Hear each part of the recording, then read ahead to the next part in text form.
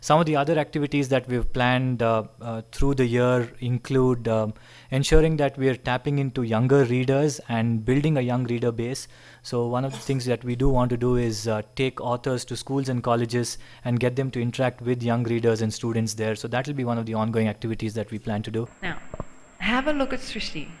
She has the face of an angel and this beautiful smile, and she stands here so sweetly, but she wants to read a horror book. So they both really inspired me. My dad, because he loved to tell stories, and my mum, she loved to read stories.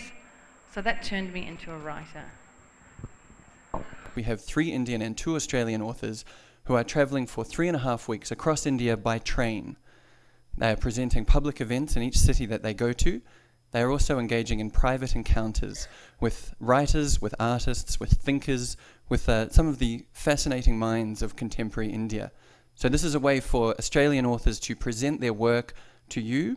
It is also a way for those authors to learn more about Indian culture, about Indian literature.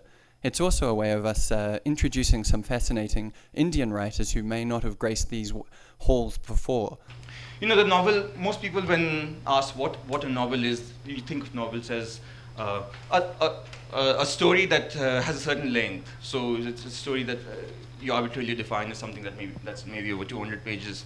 But a novel is something much more than that. Novels, because of the size, because of the expanse of the storytelling that's available to them, and because of the fact that they're told to us by this human presence, usually the narrator, novels have a particular relationship, a particular theory of time, a particular theory of truth, a particular theory of what it's like to be a man or a woman, a particular view of society. Spaces in the electric air divide themselves in circular rhythms as the slender grace of your arms and bell-tied ankles describe a geometric topography, real, cosmic, one that once reverberated continually in a prescribed courtyard of an ancient temple in South India. She had hardcore fantasies about his death. Something inexplicable and bulky coming down on him like his roof. Face crushed but incandescent under the chandelier. Succumbing to venereal disease, so new, so fatal, they'd name it after him. Fed so much poison, his pee is India's leading export in pesticides. Hate, love, no one slogs for these. It's just their bam, like calcium deficiency or a blood group. On a Friday afternoon in December 2010, I landed in Mumbai, and that very evening I was whisked off to a party in a Juhu hotel. A DJ spun Bollywood and Western tunes on a souped-up MacBook. Fragrant biryani emerged from the kitchens at midnight, and 60 or 70 people laughed, smoked, drank, danced, and shouted to each other over the music.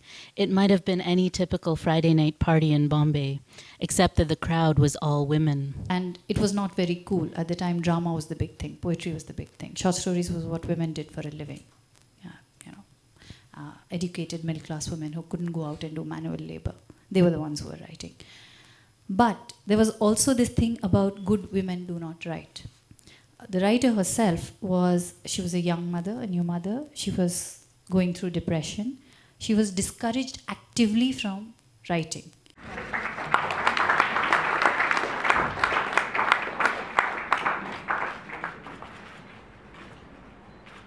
But of course you have to plot, but you're not plotting like the classic crime writers do, that the train stopped at 9:16, at 9:17 somebody got out, 9:20 was the murder. I mean, in India you could never do that.